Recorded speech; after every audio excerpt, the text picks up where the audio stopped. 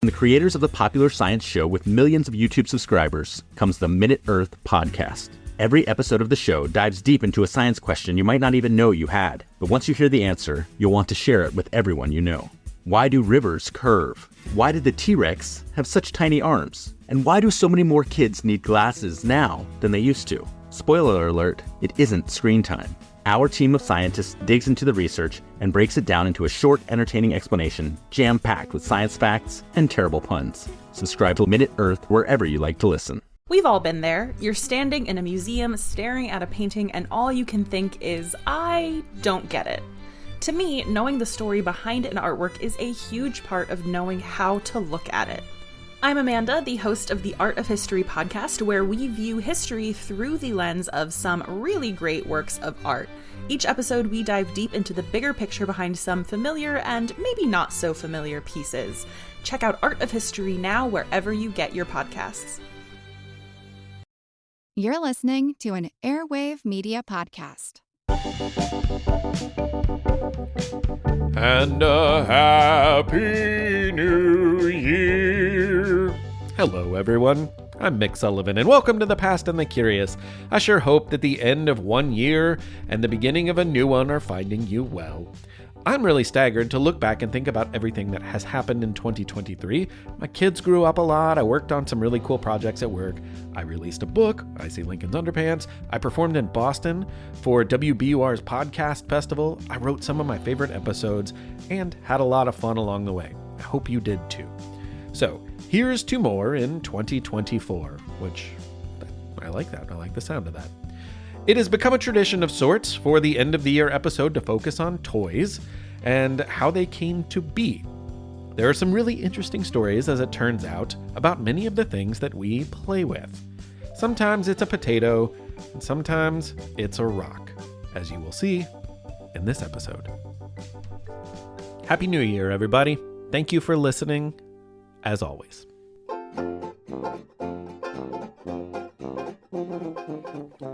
Television in 1952 was in black and white. News programs, sitcoms, dramas, and commercials would not reach American homes in color for 2 more years, in 1954. There were a lot of shows on the air at this time. Nowhere near the number of today, mind you, but the number one most popular show by far was called I Love Lucy. It was built around the comedic genius of an actress named Lucille Ball, and in the show she portrayed Lucy Ricardo, a woman who wanted to be famous as an entertainer, with support from her musician husband and a pair of friends. The show was tremendously popular, and because of that, advertisers wanted to run all sorts of commercials during episodes of I Love Lucy. And in 1952, something happened that had never happened before. A new commercial ran, and it was for a toy. And it wasn't directed at adults watching the television, but rather the children themselves. This was the first time this had ever happened, the first toy on a television commercial. And that toy on the television was technically a tuber toy for tots. Tubers. No, not tubas. Tubers, of course, are the big old chunky underground bulbs of certain plants that store the plant's nutrients. The most famous tuber is the potato. And the most famous potato is, of course, the French fry. Well, no. The potato chip. Not what I was going for. My grandma's potato salad. I was thinking more of a potato-based character. Mr. Potato. Popcorn ball, Mr. Potato Head. Got it. Yeah, kinda. Anyway, in 1952, Mr. Potato Head became the first toy to be advertised on a commercial on TV. And that's pretty remarkable. But even more important is that still, over 70 years later, this tater was no abdicator, but rather a real innovator who sprouted imitators, but always came out as the greater. Or, in other, less rhymey words, kids still play with Mr. Potato Head today. It's a classic. And its 2000 election into the Toy Hall of Fame should be a good indicator that it's the greater tater. But the road to toy immortality didn't begin in 1952. By some accounts, it actually began many years before, when inventor George Lerner was a kid, just looking to entertain his younger sisters. Making a face on some vegetables seems like a natural thing. Kids play with their food all the time. Whether this part actually happened or not, George Lerner's idea sprouted and eventually grew into something that he spent much of 1949 trying to sell to companies. Unfortunately for George, people felt it was kind of wasteful at the time. You see, the original idea for selling the toy included a box of eyes and noses and glasses and ties and, that sort of stuff. All the necessary accoutrements a fancy pants humanoid potato about town might need. Except for, pants. But besides pants, something else his original pitch didn't include was a plastic potato. Instead, he expected kids to poke the pointy pens fixed into the back of these body parts into a real potato. Just a few years before this, World War II completely disrupted people's lives. And one of the ways it affected Americans was in the way that people ate, grew, and valued food. Nothing was wasted, and many grew gardens to feed themselves in the face of food shortages. George's idea for a fun food figure came years after the war, but people were still conditioned to treat every morsel with reverence. Playing with and wasting real food seemed, against a lot of people's instincts. But George believed in his funny face man, as he was called at the time. After striking out with toy manufacturers, George finally scored a deal with a cereal company in 1951. As you probably know, cereal companies often include prizes in their boxes. And guess what? This is a sneaky trick to get kids to ask their parents to buy the cereal. And guess what else? It's been happening for a long time. Back in 1914, Kellogg's offered a cereal box prize, and so has nearly every cereal since then. The plan in 1951 was for George's Funny Face Man kits to be included in boxes of cereal. It wasn't George Lerner's ideal scenario, but at least he sold his idea. Once the deal was done, though, it meant that kids would soon be finding plastic eyes, ties, ears, beards, and more in cereal boxes. These same kids could then stick those onto the potato of their choice and make their own funny face man. In retrospect, this was a pretty revolutionary idea for a toy. It was completely customizable by each and every kid who had a starchy vegetable to spare. But the funny face man parts would never make it into cereal boxes. Despite the partnership, George was looking for a better scenario that would put his funny face man in more homes than the cereal could. Everything changed when three brothers from Rhode Island decided that they'd like to try a bite of his potato plan. Up until this point, Herman Hassenfeld, Hillel Hassenfeld, and Henry Hassenfeld had been selling pencil cases to families with kids in school. The brothers H were looking to expand their pencil case empire. Sure, people like having a convenient and safe place to store their pencils, but Henry, Herman, and Hillel began to ask themselves, what do people like more than pencils? And they soon found their answer. That's right, potatoes. The Hassenfeld brothers made the cereal company an offer for the potato-less parts. Originally, the food company had bought the rights from George Lerner for $5,000. So the Hassenfelds offered to reimburse them for the original $5,000 and then gave them an additional $2,000 for their trouble. The cereal company gladly took the paycheck and moved on, while the Hassenfelds made plans for selling that toy. They could have only dreamt that it would go on to be one of the most enduring toys in history. And lucky for George, they gave him a nice cut of future sales. And lucky for themselves, they shortened their company name from Hassenfeld Brothers to Hasbro. They also changed the name of the tuber known as Funny Face Man to the catchier Mr. Potato Head.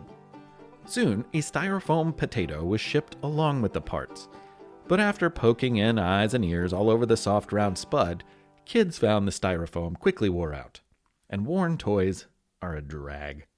So most kids just went back to using real potatoes. Of course, if you didn't have a spare potato lying around, or your parents had recently mashed the ones that you were usually playing with, An orange, a pepper, or even an ear of corn would work just as well. This was all well and good, and probably a lot of fun, but plenty of parents found old veggies under kids' beds or in the toy bin. And that probably made for some not-so-great smells in plenty of bedrooms across the land. There's a saying that no person is an island, so it's wrong to expect a potato to be one too. Mr. Potato Head needed friends and family. Before long, Mr. Potato Head's universe expanded.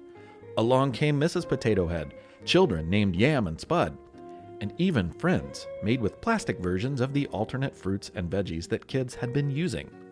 Pete the Pepper, Oscar the Orange, Katie the Carrot, and Kooky the Cucumber. It was a cornucopia of fun food figures, customizable from face to foot. And it didn't stop there. The Potato Head universe continued to expand through the 1960s, and a second group of new friends, the Picnic Pals, showed up on the scene. Same idea, plastic bodies with holes for adding your preferred facial features and outfit accents. But with the Picnic Pals, Hasbro stepped away from the naturally grown food friends in favor of processed pals. So you could dress up Frankie the Frank. This was an anthropomorphic hot dog. And Frankie had natural friends in Willy Burger and the Misters Ketchup Head and Mustard Head. Perhaps strangest of them all, though, was Frenchy Fry. I mean, when you really think about it. Not because French fries are weird. They are not. But in a world where there is Mr. Potato, one can only wonder what terrible things happened to poor Frenchy Fry that led to him being a deep-fried potato. Despite the likely horrors of a hot oil bath for the poor peeled potato, at least Frenchy Fry had some fashion sense. He came with a beret, a curly mustache, and he probably would have spoken with a terrible French accent. None of those Picnic Pals made it past the 1970s, but Mr. and Mrs. Potato Head certainly did. They changed in format and features through the years, but the general idea of a blank canvas for kids all over remained the same. No doubt, plenty of potato heads wound up with ears in the nose hole and eyes in the rear end. I know I've made some mixed-up potato heads in my day. Now, most people know that the potato heads were very famously characters in the Toy Story movies, but you might be surprised to learn that the fake food figurine actually received votes for the office of mayor of Boise, Idaho in 1985. Idaho, of course, is famous for potatoes, so it makes sense. The Guinness Book of World Records lists the 1985 election as the most votes for Mr. Potato Head in a political election, which is a strange category, I think. Also, the toy only received 4 votes, so I feel like it would be an easy record to break if someone out there is looking to dip their toe into potato politics. But I don't advocate for making a mockery of the civic duty of voting, so instead, maybe just dip your potatoes into ketchup. And rest assured that the Potato Head crew will be around for kids to play with for a long time in the future. There are no signs of them going rotten, which is amazing since they broke ground on a television commercial and first appealed to couch potatoes over 70 years ago. We dug 'em then and we dig 'em now, which is why Mr. Potato Head is honored both with a place in the Toy Hall of Fame and the Idaho Potato Museum.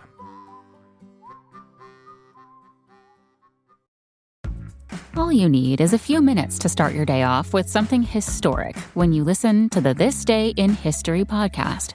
Every day there's a new episode for you to listen and learn about what happened that day way back when. Today could be the day a famous mobster met their end, or the first milestone for humans in space.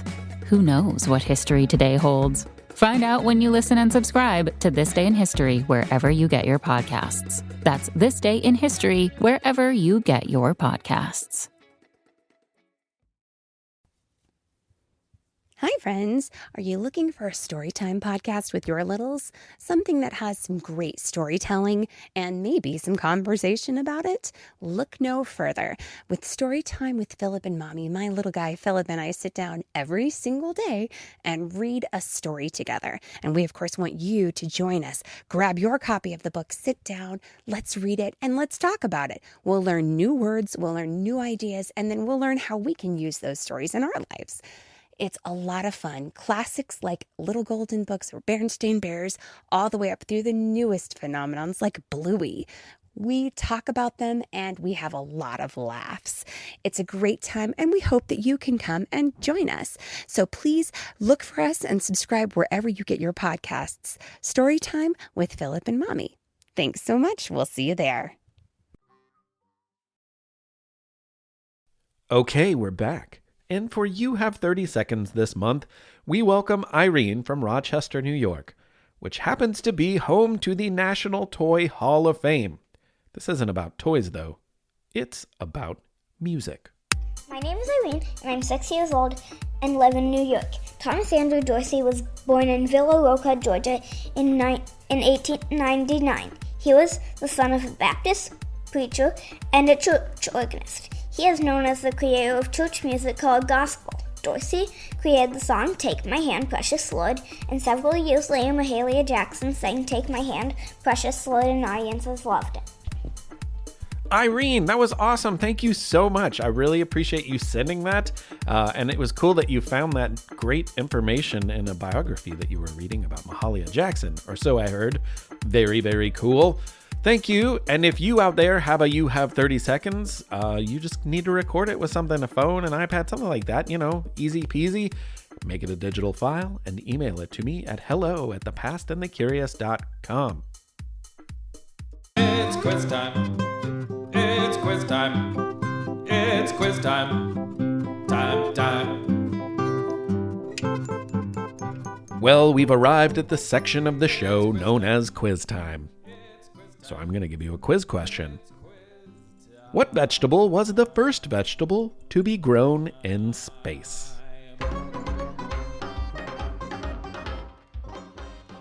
Did you think it was a trick question? Did you think the answer was too obvious? Well, perhaps it is, because the answer is the potato. With help from the University of Wisconsin-Madison, NASA first grew potatoes in space in 1995. Okay, question number 2. Back on Earth, which country grows the most potatoes per year?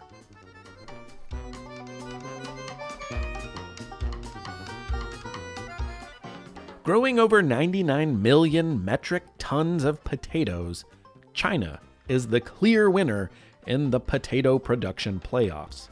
In fact, second place India only grows half as many potatoes as first place China. That's a huge difference. Okay, third and final question. Of the states in America, Idaho grows the most potatoes. It's very famous for that. But beyond potatoes, it is also famous and a very popular tourist destination for snow skiing. It invites lots of snow skiers. One moving invention made its world debut on the ski slopes of Idaho, and it was inspired by a banana loading conveyor belt, lifting bananas up into a boat. What was the invention?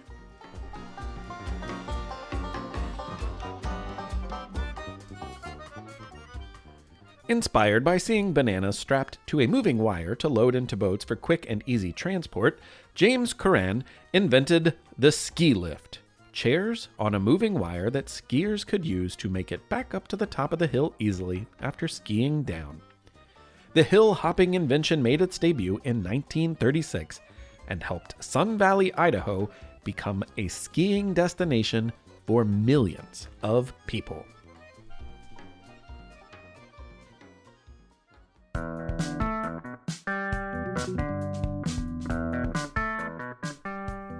Fads come and go. And honestly, that's the definition of a fad.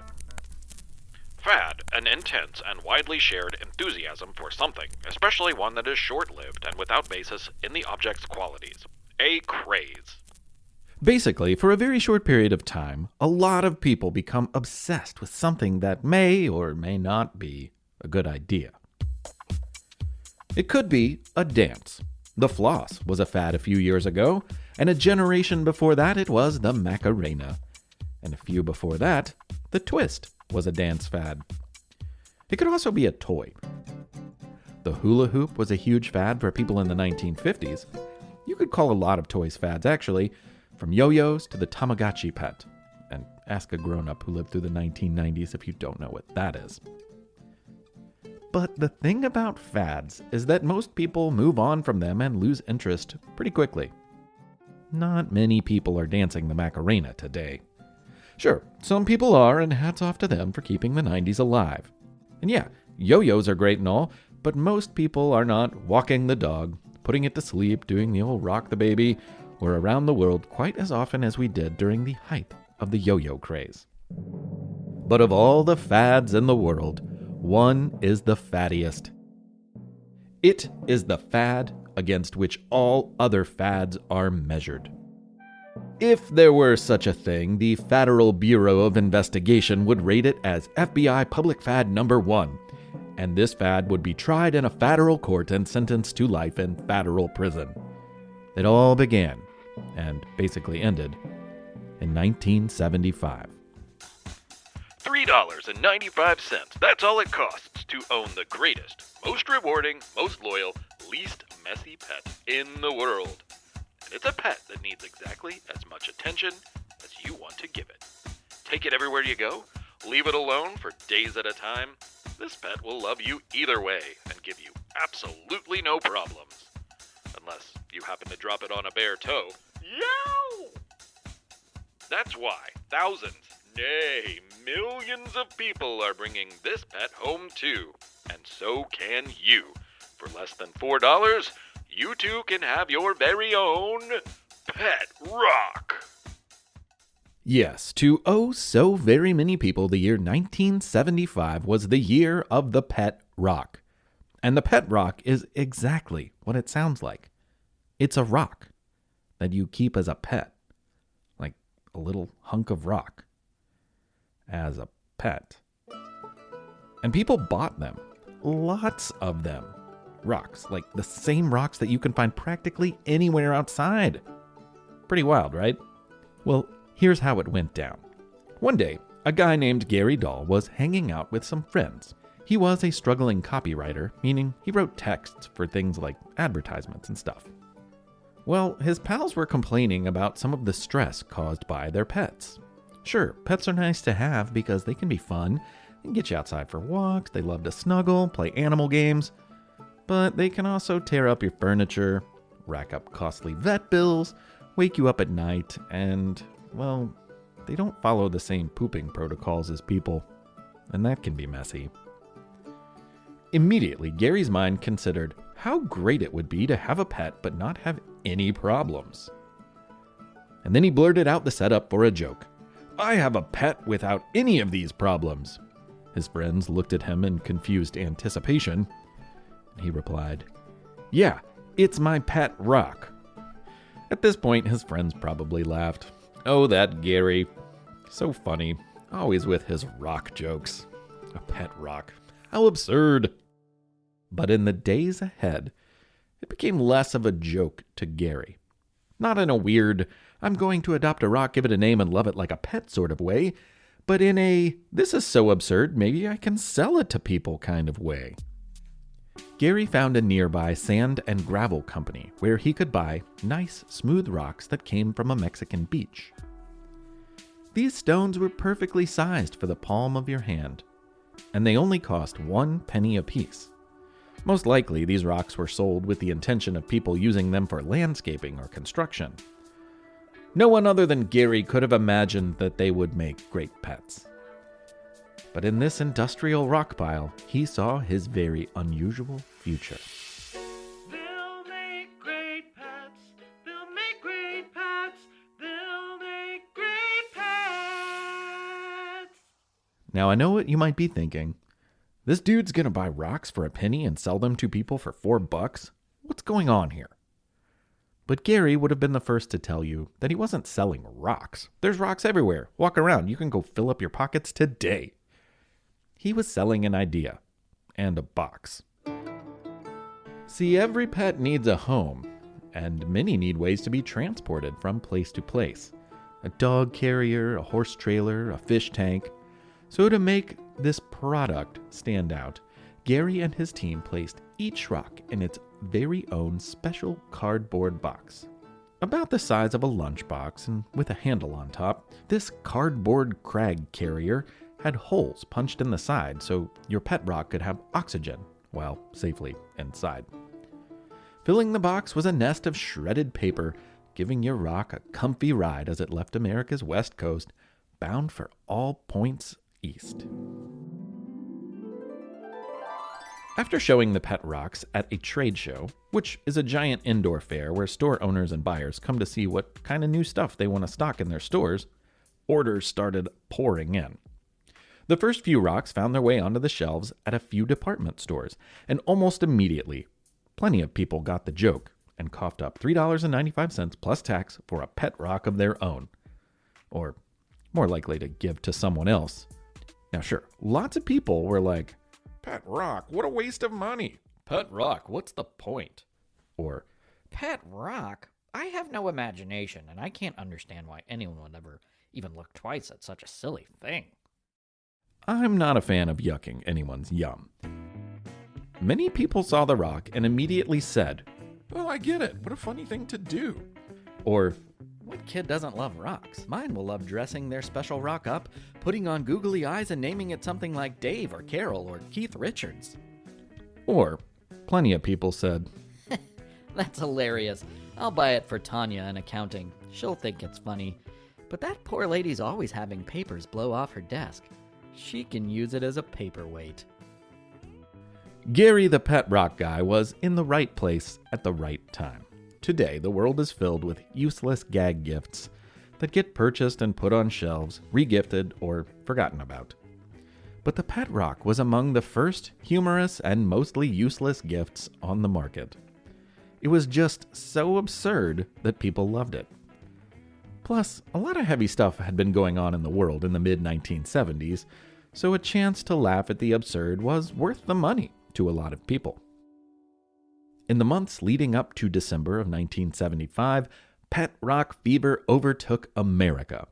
The Silly Stones were featured in newspapers and magazines and even on talk shows like the ever-popular Tonight Show.